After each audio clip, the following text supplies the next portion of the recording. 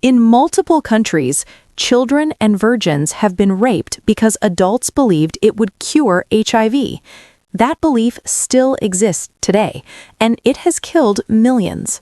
No one wakes up intending to die from a myth. It sounds obvious, too obvious, but millions of people die every year not because medicine failed them, but because belief reached them first. Not belief in gods, politics, or ideology, but belief about health, about the body, about illness, about what heals and what harms. These beliefs arrive gently, as advice from a loved one, as tradition, as wisdom handed down quietly in hushed tones. They feel familiar, so they feel safe, and that is what makes them lethal. Health myths do not look like danger. They look like protection. They look like shortcuts. They look like love. This is not a story about stupidity. Some of the deadliest myths are believed by intelligent, caring, deeply human people doing what humans have always done, learning from each other, trusting what feels true, following what their instincts whisper.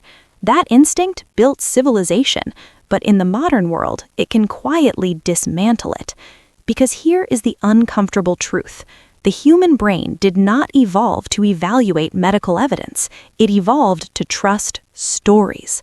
Stories that explain pain. Stories that promise control. Stories that reduce uncertainty. And when medicine feels distant, slow, expensive, or humiliating, stories rush in to fill the gap, faster than the diseases themselves, faster than prevention, faster than reason. 1. HIV can be cured by sex with a virgin. When desperation turned violence into medicine. Across human history, purity has been assigned power. Virginity has symbolized cleanliness, renewal, untouched potential. In myths and rituals, purity was imagined as something that could absorb corruption, wash away evil, reset the body, restore balance. These ideas lived safely in stories for centuries, until a virus arrived carrying not just illness, but shame. HIV spread faster than education, faster than trust in institutions, faster than access to medicine. These stories became literal. Diagnosis meant isolation. Disclosure meant stigma. Treatment demanded vulnerability. And in that silence, a belief took root, ancient, hopeful, private. HIV could be cured by having sex with a virgin. The myth is not merely wrong, it is catastrophic. HIV is transmitted by biology, not purity. The virus does not disappear, it spreads. Instead of healing the infected, the myth creates new victims, often children. Girls are raped. Infants are assaulted. The disease moves forward under the illusion of cure. And yet those who believe it are not cruel. They are terrified. Fear of death, fear of exposure, fear of rejection. Medicine demands disclosure. Belief offers secrecy. The consequences multiply. Children contract HIV before they can speak. Families protect perpetrators because they were trying to heal. Communities normalize abuse as treatment. Public health efforts fail, not because information is unavailable, but because belief feels safer than truth. Every repetition of the myth rewrites morality. Violence becomes medicine. Abuse becomes therapy. Silence becomes survival. Even when victims fall ill, the myth rarely collapses. It adapts. The virgin wasn't pure enough. The ritual was done incorrectly. The cure would have worked if. The belief protects itself. And once a community accepts that belief can override biology, it becomes dangerously easy to accept the next myth, one that turns prevention into fear. 2. Vaccines cause autism. How fear replaced protection.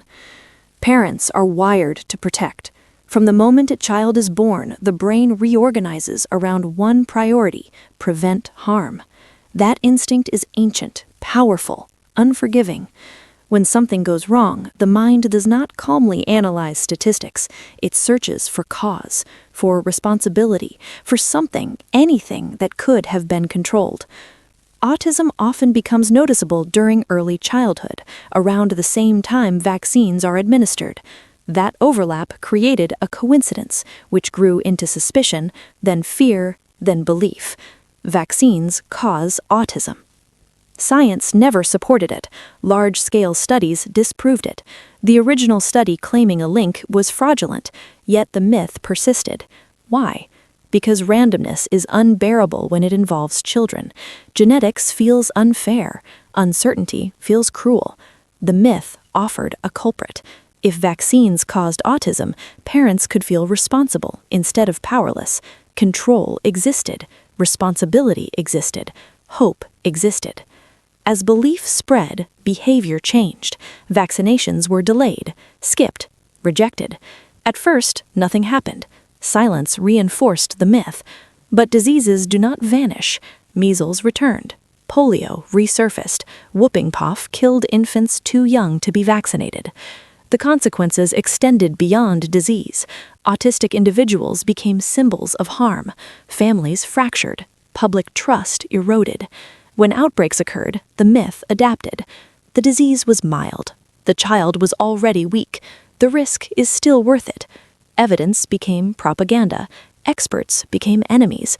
And once fear replaced trust, communities became fertile ground for the next myth. 3. Natural means safe, when nature became a false shield. For most of human history, survival depended on nature. People learned which plants healed and which killed. They passed knowledge through stories, observation, and experience. Modern medicine arrived, synthetic, industrial, manufactured, and it felt alien, cold, artificial, unfamiliar. Industrialization brought chemicals, pollution, and environmental damage. The word chemical became synonymous with danger, while natural became synonymous with safety, purity, and morality. A quiet belief took root. Natural equals safe. Artificial equals harmful. It felt intuitive, moral, wise. But nature is not designed to protect humans. It experiments relentlessly. It kills indiscriminately. Poisons, venoms, lethal toxins. Nature does not negotiate. Modern medicine exists because nature is unreliable. Insulin is refined because untreated diabetes kills. Antibiotics are synthesized because infections do not wait. Vaccines are engineered because immune systems fail. The conflict becomes deadly when natural replaces treatment. Herbs instead of chemotherapy. Teas instead of insulin. Supplements instead of antibiotics. Diseases progress silently while people wait for miracles. Cancer spreads, blood sugar rises, infections fester. Death follows quietly, without confrontation. And when failure arrives, the myth persists. The illness was too strong. The body rejected healing. It was meant to be. Nature is never questioned. Responsibility shifts. Dosage was wrong. Source impure. Faith insufficient. And as illness progresses, another myth quietly waits, the belief that if one feels fine, nothing is wrong. 4. If I feel fine, I am fine. The illusion of symptom-based truth. Pain and illness taught early humans when to act. Broken bones hurt, infections burned, wounds bled. Feeling bad meant danger. Feeling fine meant safety. That logic worked once in a world of immediate threats. But modern killers are silent. High blood pressure damages arteries. Type 2 diabetes advances. Cancer grows without warning. Yet humans trust their sensations more than statistics. If I feel okay, I'm okay becomes a mantra. Checkups skipped, screenings ignored, warning signs rationalized. By the time symptoms appear, disease is advanced. What could have been managed becomes irreversible. What could have been prevented becomes fatal. People claim it came out of nowhere. It didn't. It came quietly. Survivors reinforce the myth. I felt fine until the last moment. That does not prove safety. Pain and warning signs are not required for mortality, and when symptoms finally arrive, fear, denial, or other myths often block action again, compounding tragedy. 5. Pain is weakness leaving the body, when endurance becomes self-harm. Across cultures, endurance is celebrated. Strength equals silence. Complaints equal weakness. Seeking help equals failure. This is most acute in men, where social pressure to endure transforms biology into danger. Pain is not weakness. It is information. Ignoring it does not make someone strong. It makes them uninformed. Men delay medical care longer than women. They arrive sicker. They die younger. Heart attacks ignored. Symptoms minimized. Treatment delayed. Families mourn, asking why. The myth survives because suffering is praised. He was strong. He endured. But strength measured in silence comes at the cost of life, reinforcing belief over evidence. 5. The internet knows better, when access masqueraded as expertise. For centuries, knowledge had shape. Experts, elders, scholars guided the flow of information. Authority was visible. Then the internet arrived. Suddenly, information was everywhere. Anyone could post, anyone could share, anyone could comment. Empowerment felt immediate. Patients felt liberated. Communities compared notes. No gatekeepers, no waiting, no hierarchy. But access is not understanding. Knowing what exists is not knowing what matters. Medical knowledge is cumulative, contextual, and probabilistic. The internet rewards certainty, outrage, and emotion, not nuance. A bold claim outpaces cautious advice. Repetition replaces accuracy. Confidence becomes proof. Followers become credibility. False claims spread faster than corrections. By the time experts respond, belief has already solidified. When predictions fail, the myth adapts.